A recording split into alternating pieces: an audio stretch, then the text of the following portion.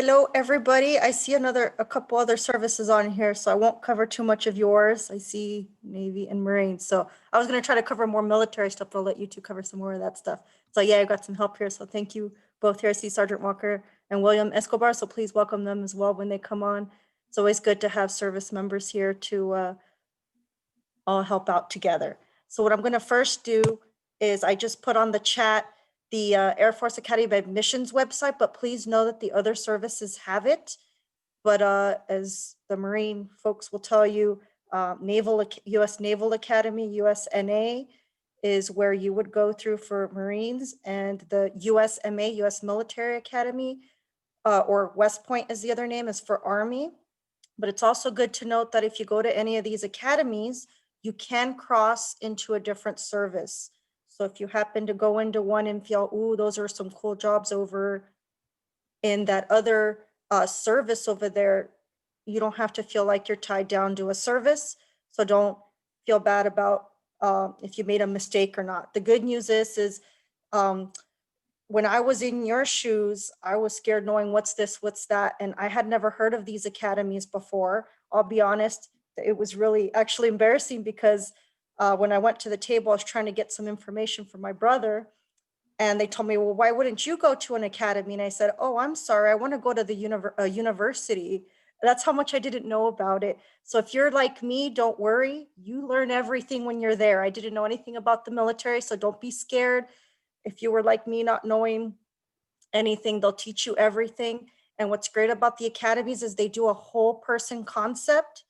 So they look at your leadership, like for example, if you're part of the National Honor Society, or if you're head of your student council, or items like that for leadership. And they also look at grades, of course. So especially if you're in the top 10 or top 10% even of your class, and you're looking to go to a place, let's just say you were like in my shoes, we didn't have money for me to go to university. So if you worked your butt off in a high school and you were able to get those grades and you have the whole person concept, it doesn't matter how much money you make or the status of your family or anything, they'll look at merit and your whole person concept. And more on the whole person concept, they also want to look at your SAT and ACT scores. You can take one or the other or both to see what you do better on. I myself personally did both. And if you're in sports as well, they'll look at that because they're, as you know, the militaries want to have fit folks. But if you're not fit, that's not a problem either because you can get in shape. And I personally trained actually a person that I thought was going to go into the Air Force. He ended up going into the Marines, but I happily trained him and even went with this was in Hawaii actually, before I came here to Germany. And they gave me a hard time, the Marines, and they made me do their PT, but you know, we are all a team, so we all help each other. And I helped him get into the Marine Corps, and I'm very proud of him. So we're all here. And to go with that, you not only have these awesome recruiters like some I see on the screen here, you also have what's called for the academies, if you are looking into one of those, the admissions liaison officers. And they're everywhere across the US. So don't worry about that. You can find your local one. And what they'll do is they'll give you practice tests. They'll talk to you more about the academies. Like I said, I don't have that much time now, so I can just tell you overall, but they can get more in details, but I can give you more details if you're interested and you want to contact me. That's why I put my email on there. And if by some chance you didn't get a chance to write it down, you can always contact Miss Priscilla Grijalva, because she's my cousin. She can forward it to me and I can get you whatever info you need or help you find your liaison officer. I personally have been wanting to do it, but they don't really have that overseas. So I can't really participate over here. So I actually have friends that are ALOs as well. So I help pass stuff to them and we all help each other out. So like I said, if you don't feel like you're stuck anywhere. And also on top of that with sports, it's a Division I school. So these schools typically have 4,000 per university. So like per academy, there's about 4,000. So about 1,000 per class year. And what's good about that I found was great is that you have smaller classroom sizes. So you get, I feel, more one-to-one instruction, and they even have something called EI extra instruction where you can talk to instructors and get more help if you need help. And so you don't feel like you're alone. The big thing with the militaries, whether it's an academy or going straight into the military through other routes, which you'll hear about from other folks here soon, is that, that's what it's about, the team effort, so no one's left behind. And that's what I've really loved, is that mantra from the militaries, no matter which service.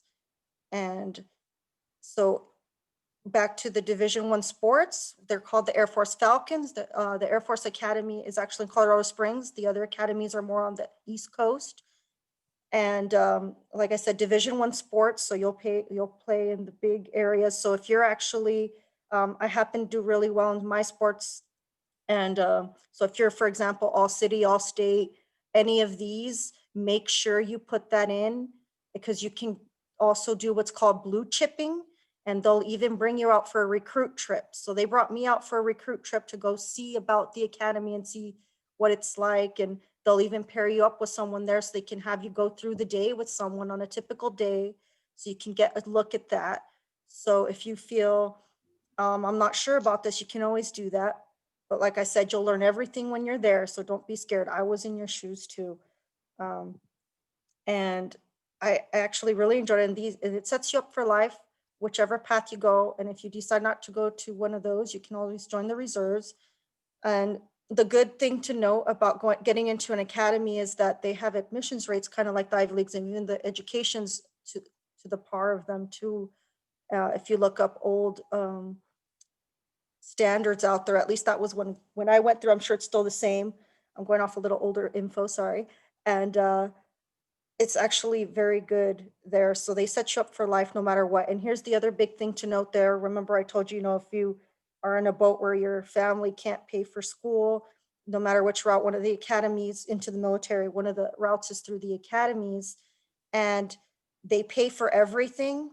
So they pay for your uniforms, lodging, because you stay there at the academies, your books, everything is paid for when you're there. You even get a stipend. Oh, your laptop's paid for. Food, they have a mess hall. So everything you can think of is paid for. You don't have to put a dime in. And even though they say you're paying for books while you're there, it's really out of your stipend they give you. So it's really free.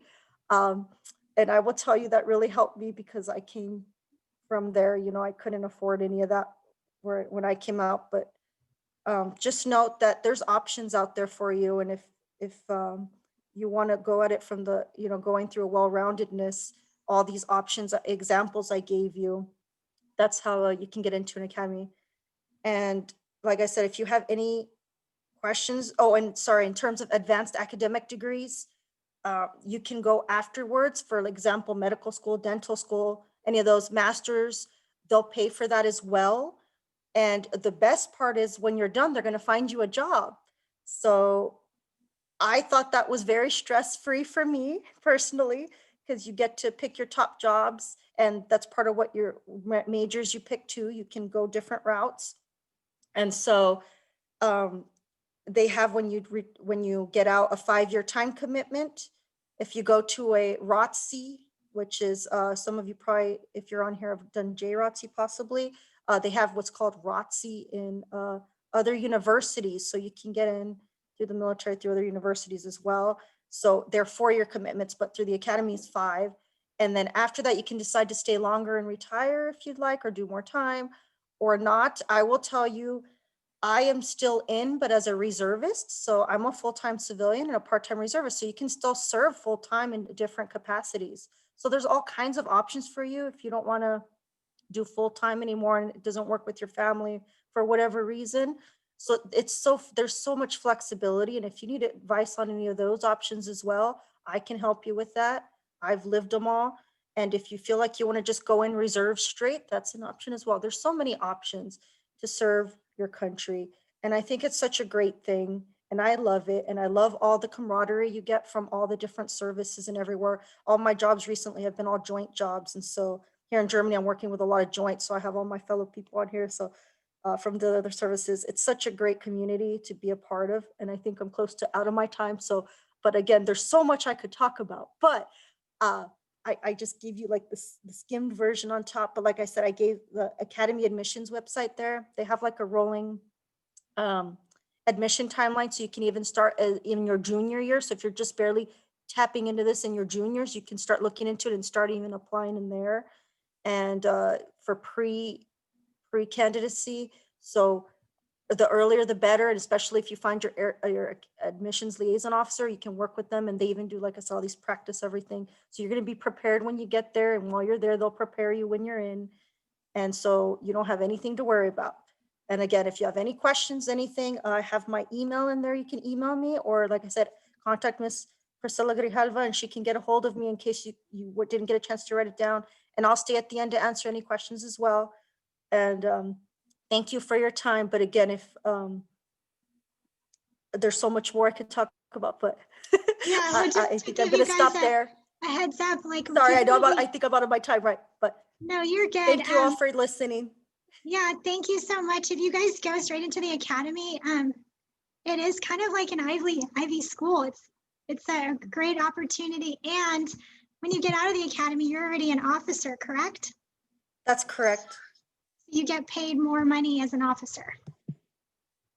But the good thing to note is even if you go the other options, you can, the others will probably cover this, so I probably won't get rain on your parade. You can go in, okay, I saw, yes, okay, I won't.